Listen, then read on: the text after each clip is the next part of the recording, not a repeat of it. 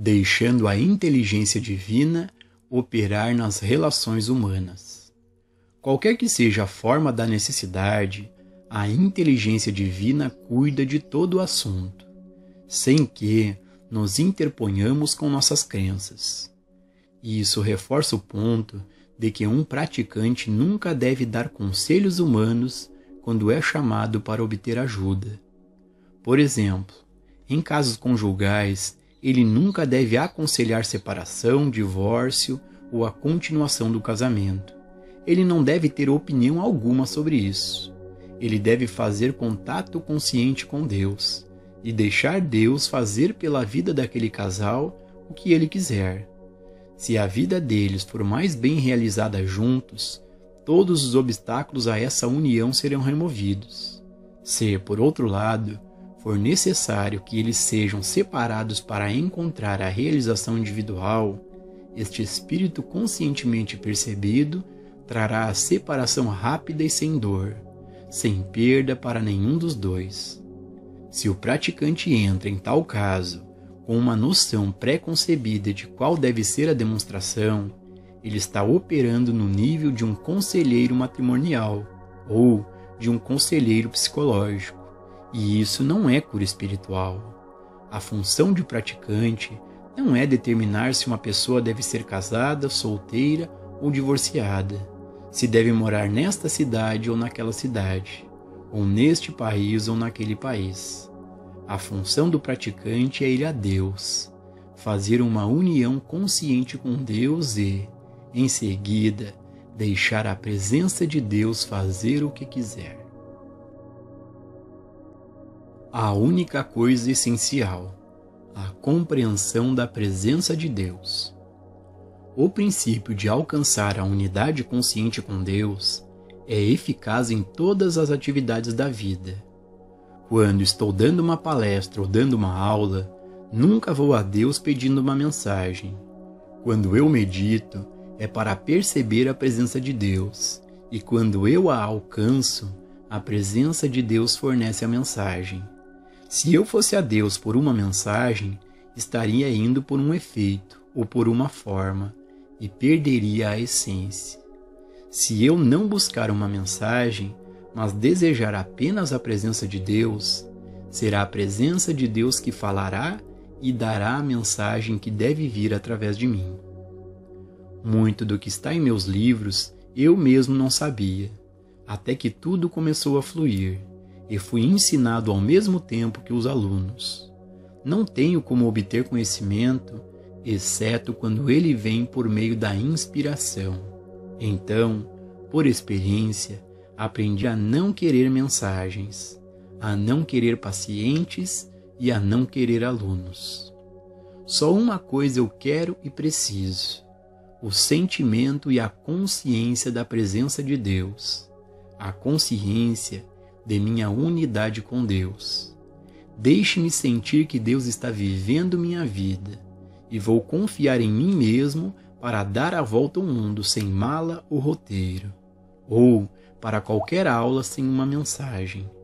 Deixe-me sentir que Deus está segurando minha mão, que a presença de Deus está comigo. E, como Daniel, também não terei medo de leões, mas gostaria de ter certeza de que tenho Deus bem ali ao meu lado. Ou eu poderia ficar muito assustado até com um gatinho inofensivo. Se fizermos nosso contato consciente com Deus, nossa vida se cumprirá de acordo com o plano de Deus, não de acordo com o nosso esboço do que deveria ser. E o plano de Deus geralmente acaba sendo muito melhor do que qualquer coisa que poderíamos planejar.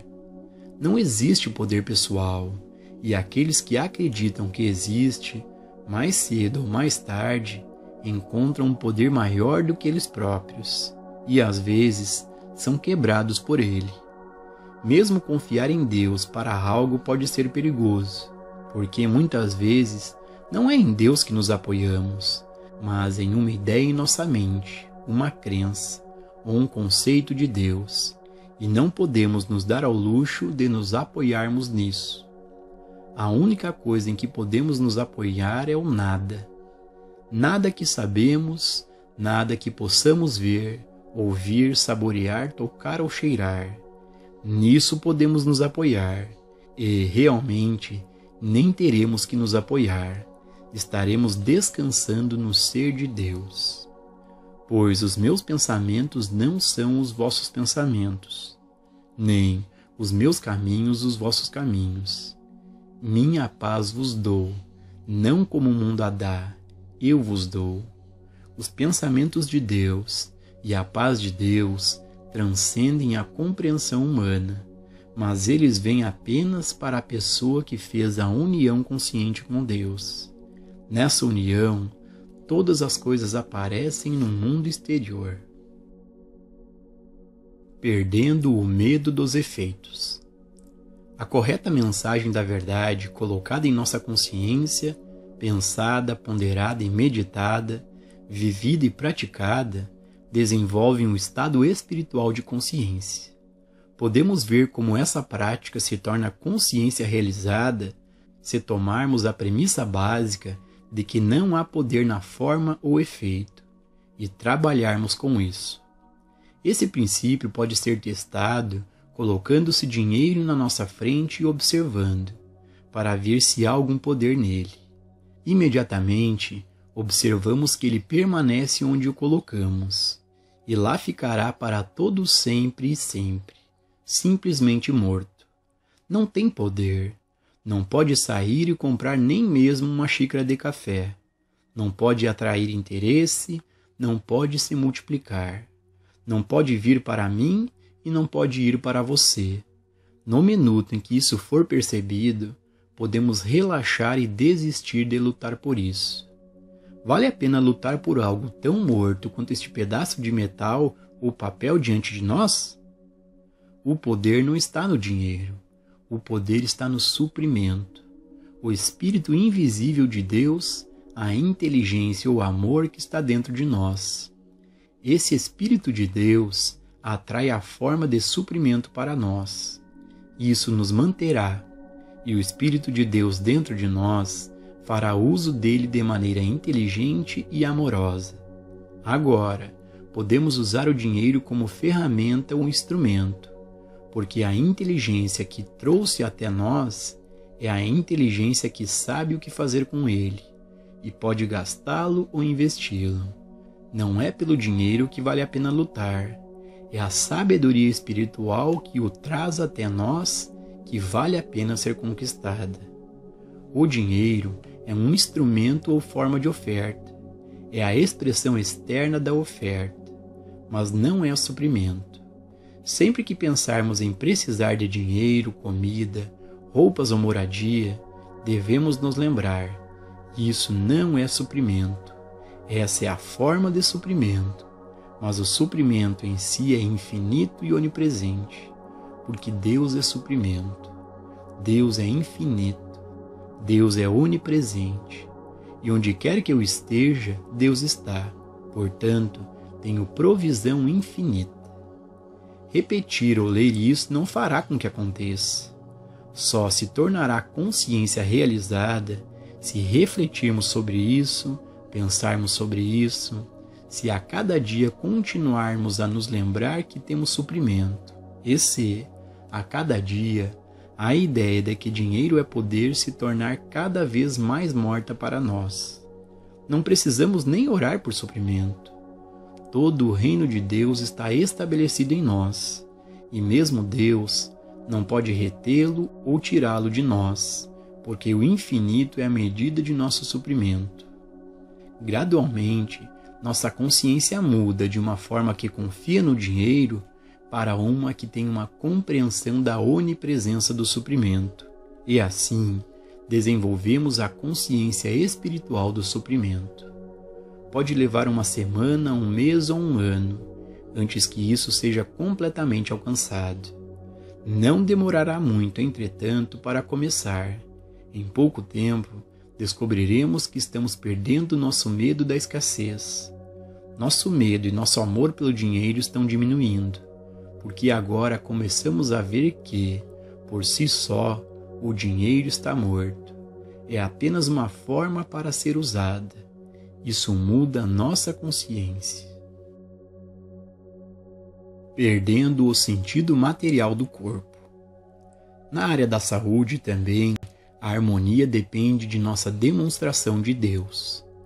Existem pessoas que sofrem de doenças, e por trás desse sofrimento está a crença de que a harmonia depende de algum órgão ou alguma função do corpo.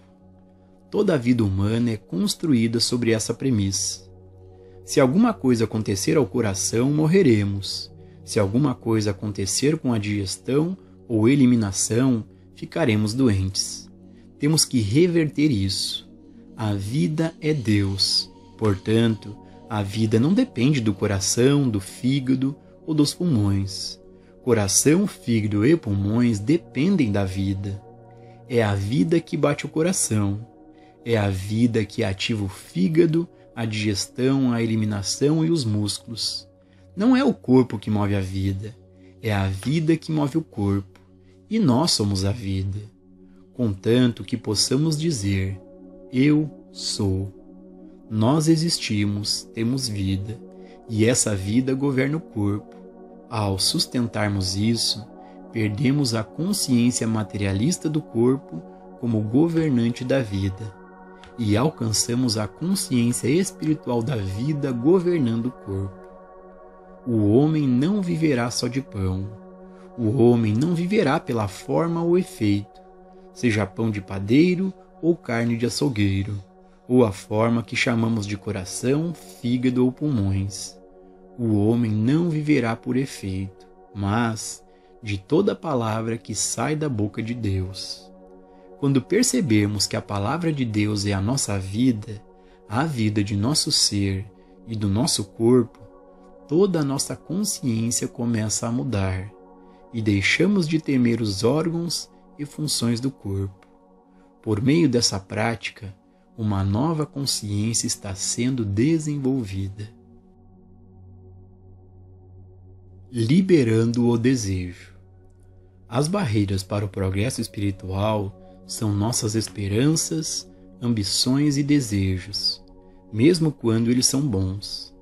Alguns de nós não podem dispensar a busca pela saúde, e outros não podem dispensar a busca por aluguel, comida, roupas ou companhia. Sempre uma dessas carências ou desejos é o que sentimos que deve ser resolvido primeiro. Acreditamos que se pudéssemos nos livrar dessa nossa dor, poderíamos buscar a Deus, ou, se pudéssemos demonstrar mais suprimento, poderíamos pensar em Deus. Não, funciona ao contrário. Se pensarmos em Deus primeiro, teremos todas essas outras coisas. O homem cujo fôlego está nas narinas deve sempre desejar coisas, condições ou pessoas, e, portanto, nunca é livre para buscar o reino de Deus e sua justiça. Podemos desejar que nos seja dado um pensamento para fazer o trabalho de cura, mas isso é um efeito. Podemos querer receber uma verdade sobre o suprimento ou uma companhia, mas isso também é um efeito. Até mesmo desejar bons pensamentos é desejar efeitos. Não desejamos bons pensamentos, desejamos apenas uma coisa: paz, paz, paz. O desejo é sempre a barreira para o nosso progresso e, certamente, uma barreira para a realização da meditação. Quando chegamos a um ponto onde não há nada a ganhar com a meditação, onde não entramos em meditação com nenhum propósito, mas apenas voltando-nos para dentro para ficarmos quietos, a meditação é fácil de alcançar. Somente quando colocamos em nossa meditação nosso desejo por algo, e esse desejo é um desejo por um efeito, é que a quietude interior e a paz da meditação nos escapam. Trabalhar com os princípios que constituem a mensagem da verdade desenvolve o espírito ou a consciência da verdade. Por fim, estamos vivendo na consciência de Cristo, onde é muito fácil meditar, porque não temos ódio, medo, nem amor por nada do reino externo. Até mesmo nosso amor pelos amigos e pela família assume uma natureza espiritual, o que faz com que eles mudem em relação a nós, para que não se apeguem a nós como antes, ou dependam ou confiem em nós. A percepção de que Deus é a realização de nosso ser os torna livres para amar, porque somos livres para dar e receber sem qualquer apego ou dependência. Podemos amar nossa família sem acreditar que eles nos devem nada, e sem sentir que devemos nada a eles, exceto amá-los.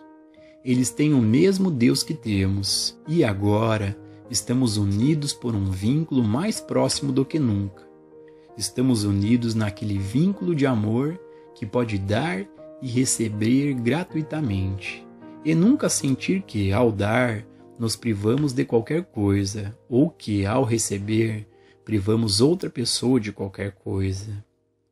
Chegar à realização de nossa unidade com Deus é a experiência mais libertadora do mundo.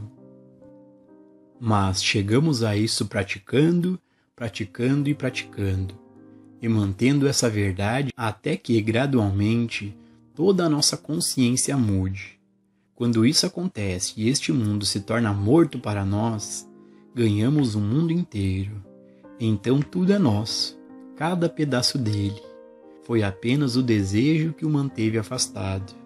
Agora não há nada a conquistar, nada a ganhar, nada a lutar. Tudo já é. O Senhor já é nosso pastor, não porque o merecemos, ou conquistamos ou porque somos dignos, não porque vamos fazer alguma coisa, mas apenas porque o Senhor é nosso pastor e nada nos faltará. Ganhe a percepção consciente da presença e do poder de Deus dentro de seu próprio ser, independentemente do nome ou da natureza do problema ou necessidade. Não tente resolvê-lo no nível do problema. Não tente resolver o suprimento como suprimento. Não tente resolver as relações familiares como relações familiares. Abandone todos os pensamentos sobre essas coisas.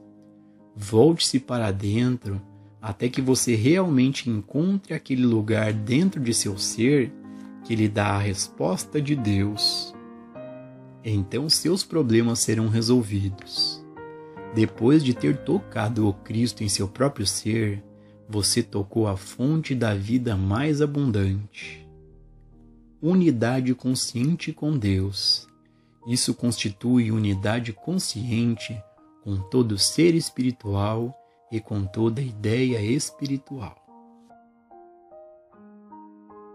Nota de gabinete. Foi em 1947 que foi publicada a primeira edição do Caminho Infinito. Está hoje em sua 11ª edição. Desde então, ele e muitos outros escritos do Caminho Infinito viajaram pelo mundo em edições americanas e britânicas, e algumas em alemão, holandês, francês e japonês. 15 anos atrás, eu era o único estudante do Caminho Infinito no mundo. E agora vejo o que Deus fez ao redor do globo. Somente Deus poderia produzir tal milagre. Está ficando cada vez mais claro para mim que Deus está permeando a consciência humana com sua presença e sua graça.